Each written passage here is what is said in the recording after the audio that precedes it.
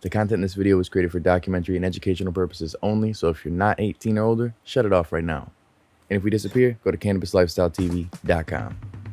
I have been going through all of my equipment as I'm moving things around, and I'm starting to notice that there's a kind of a trend of things that I have a lot of, or that I use the most of. Now, I'm not going to go over the typical things like you'd see like shears or a 5-gallon bucket or some of the basics, so to speak. These are going to be a little bit more out of the normal realm and more, I guess, unique to my grow. Maybe you'll find some things that you'll like to add to yours, or you'll have some things to add.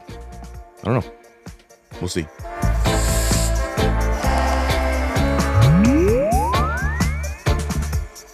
Like we always do about this time. This episode is brought to you by Dutch Pro USA. If you want to get your essential micro and macronutrients and get the best grow for your buck, check out Dutch Pro USA. And to save some pesos, use 00 CLtv 10 at checkout. So let's not waste any time. Let's get right into the nitty gritty. First for me would be smart outlets or smart plugs. Now I run all of my equipment with smart plugs. Literally everything that's electrical is in a smart plug. Some sort of smart device controls it, and I'm using my phone or, Alexa or Google or one of these things to control the devices. Technology. Now the beauty of this is it essentially works as my timer, and I don't gotta have a big old giant timer taking up the outlet. I've got a strip that can be utilized for multiple different things. Now speaking of lights, big shout out to one of the sponsors of this video, Mars Hydro. Currently I'm using their FCE 6500, and damn, I am liking it. It's pretty good. An affordable, solid, easy to use light, and overall packs the efficacy that you're gonna be looking for in order to maintain that budget on your monthly side, as well as getting the best results from your plants. Mars also provides things like tents and fans, and of course, different types of lights, from quantum boards all the way to the bar style lights. Now, if you're looking to get a Mars Hydro light, tent, or fan, you can use this discount code up here or below in the description. So another cool thing about the smart outlets is you're able to use these to control things like automatic watering systems. Now, being able to have everything controlled through your phone is very, very nice, very, very convenient, and definitely something a lot more people should be utilizing. And if you don't have something like that, you can also get maybe an AC Infinity product, especially any of their controllers. You can get the Controller 6.9 and integrate more of their products into one single unit and then use the app, or you can use something as simple as their inline series, which also comes with a really handy controller. Now, using those controllers makes it easier, 1, to control things, Obviously. 2, to have better efficacy and overall better usage of the equipment.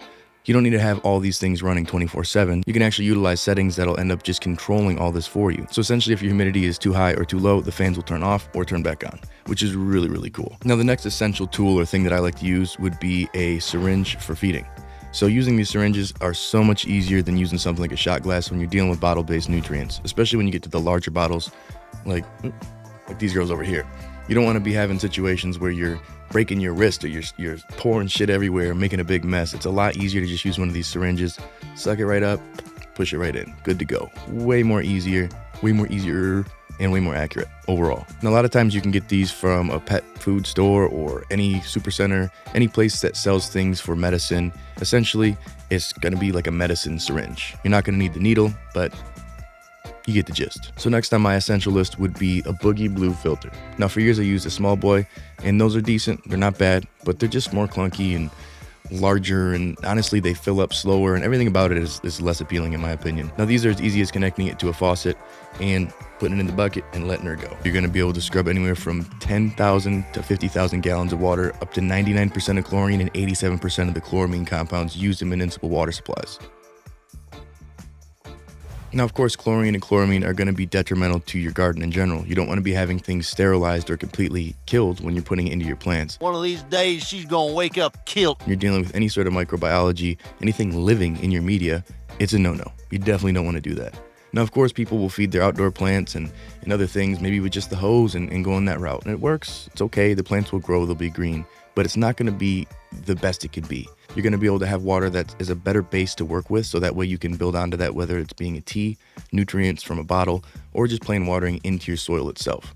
No chlorine, minimal chloramine, that's going to be your best bet. So next on my list would be an EC meter or ppm meter. Now me personally, I use the Apera instruments, and that's what I use for pH meters as well. I think kind of becoming like a brand hoe to them. Really enjoy the products overall, and I think that EC meters and ppm meters, they're not crucial to everybody, especially if you're in an organic garden, or if you're running the same cultivar and you're just following the nutrients to the T on the back of the bottle or a chart. But when it comes to pheno hunting or getting new cultivars in, you may want to dial things in to the T. You may want to get more specific and more controlled, so to speak. Now when I'm doing pheno hunting, I notice that some cultivars like a little more than others. So I'll dial in that EC a little higher or a little lower, depending on how the plant reacts. Now I wouldn't be able to do this unless I had an EC meter. That's obvious. You can eyeball how much nutrients you're putting in, but it's a little bit dangerous. It's kind of Russian roulette. If you're just throwing in more food or less food without knowing the exact measurement, I don't want to do it. I'm too far into the game now that I don't want to have to ruin plants over just a small human error. So at this point, I always try to measure when I'm first starting out. Once I realize the dosages that I'm going for, I don't necessarily have to go and measure every single time. But for the most part, I'll start out using that EC meter to at least get a roundabout idea of where I'm going with it. So next on my list would be elastic trellis netting. Now, if you're a scrogger or if you just use a trellis net in general, you may have noticed that you get a lot of these cheap plastic, just kind of ghetto ones in general. And they work, don't get me wrong. People will layer these up and it takes care of business. But if you're growing in a grow tent or a 4x4 grow tent specifically, these trellises that are elastic and reusable are amazing. Not only do you not have to cut them down to spec, they're actually 4x4. They've got clips on the side so you can connect them to the poles of the tent. They're reusable, again, so it's less waste in the earth and costs in your pocket. You don't got to keep buying these over and over and over. For me personally, when I get these 15x30s, it sucks to have to cut the trellis down to put it over the grow because it just doesn't line up properly. Now the downside with using these is yes, it does get gunked up and you do have to clean them. But for the most part, you can just let it sit in some hot soapy water and add my next thing, which is my next tool that I keep around. I guess it's a tool if you want to consider that, would be vitamin E oil. Now for years, hand trimming, if you get to the point where your glove breaks through and your fingertip still gets all gunky and nasty, or the shears are just too covered by the end of the shift, so to speak, yeah, you can use rubbing alcohol. You can get it off there with hot water and soap. But what I've noticed works best for me, at least, is vitamin E oil. Tiniest little bit on a paper towel and wipes right off, no problem.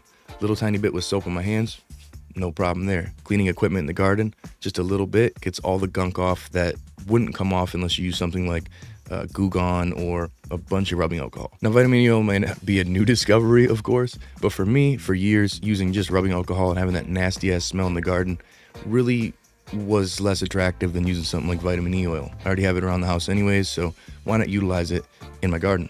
Don't put it in the plants, of course, but utilize it in terms of cleaning and maintenance, we'll say. Now, there's plenty of other tools out there, of course, obviously, but what do you use? What are some more unique things that you like to use in your garden?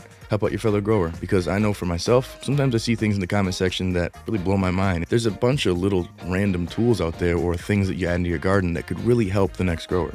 So if you're not a selfish prick, share it in the comment section. Now, if the free videos on YouTube aren't enough and you need some more one-on-one help, check out the 420 Growers Club. You can get my course, Green Goblin's course, and Trey's course, as well as one-on-one video calls from any of us to actually solve the issue in your garden. So, Grummies, have a great day, even better tomorrow, and of course, stay lifted.